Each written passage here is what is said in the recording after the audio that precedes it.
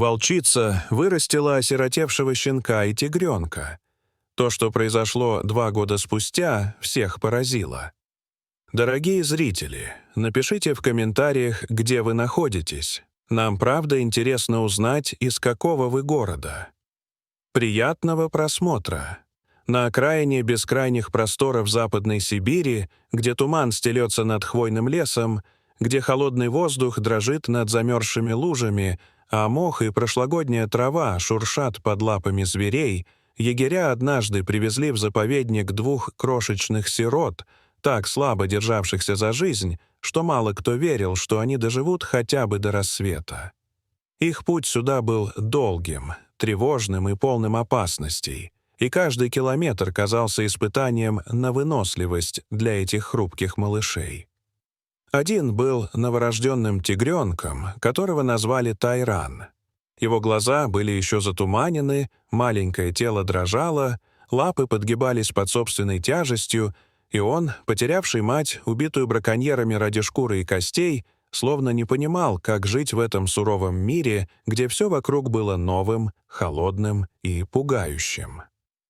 Другой — крошечный щенок, худой, с редкой шерстью и огромными испуганными глазами, найденный возле старой лесной дороги, где кто-то бросил его на верную гибель. Его назвали Рекс, и его жалобный тонкий скулёж разносился над загоном, будто он звал тех, кто уже никогда не вернется. Их слабые крики растворялись в холодном воздухе тайги, теряясь среди елей, и егеря понимали — человеческие руки могут согреть, накормить, но не способны заменить животным то, что им жизненно необходимо. Тепло живого тела, дыхание матери, чувство защищенности, которое невозможно подделать.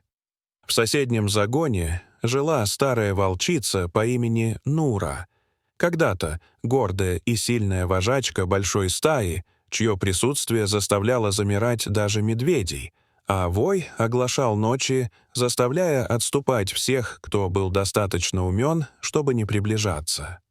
Но время и борьба за власть поступают жестоко.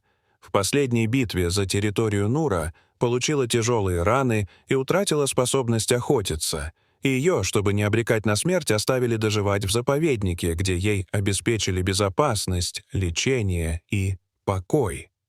Одинокая, покрытая шрамами, с тревогой в серых глазах, она все же хранила в сердце материнский инстинкт, который однажды был обожжен горем потери щенков и теперь оставался без применения.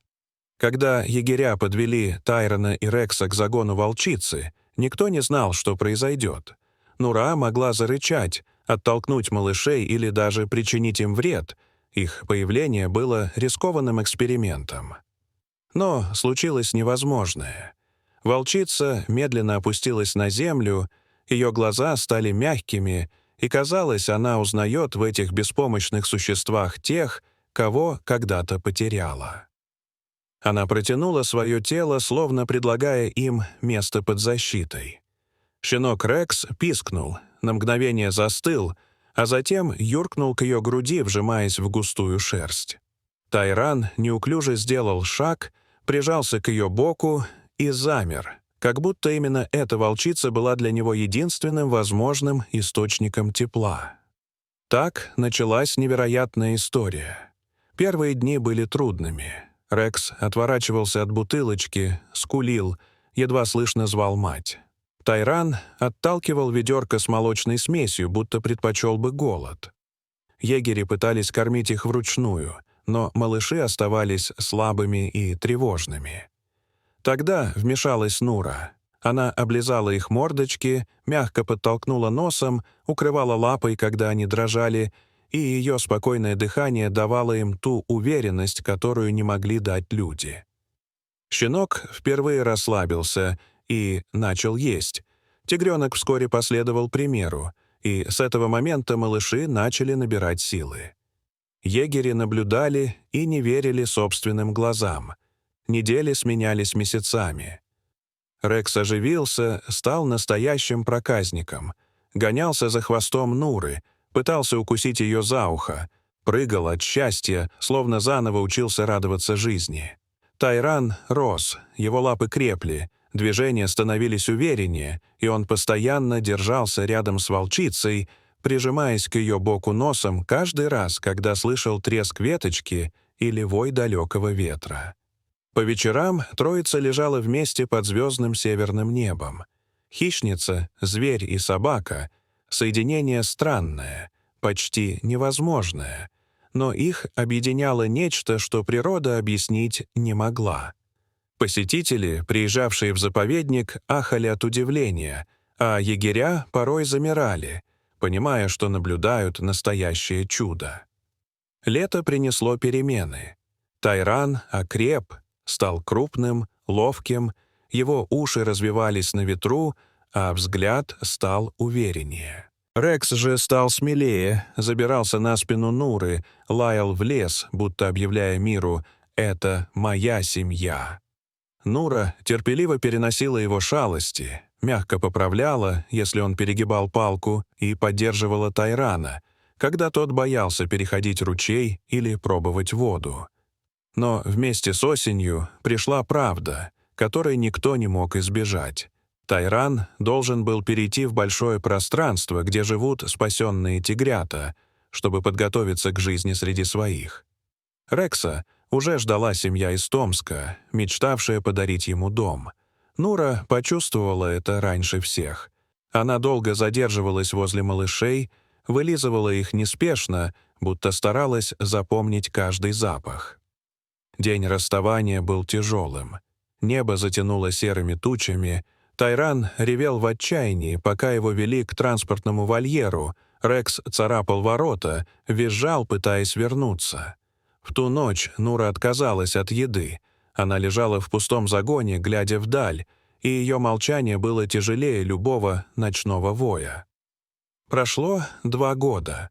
Нура постарела, ее морда поседела, движения стали медленными. И вот однажды утром над заснеженным лесом разнесся мощный тигриный рык. Глубокий, уверенный, взрослый. На поляне стоял большой тигр. Это был Тайран. Он поднял голову в приветствии. Нура встала, подошла к ограде, и в этот миг 2 сердца, разделенные временем, мгновенно узнали друг друга.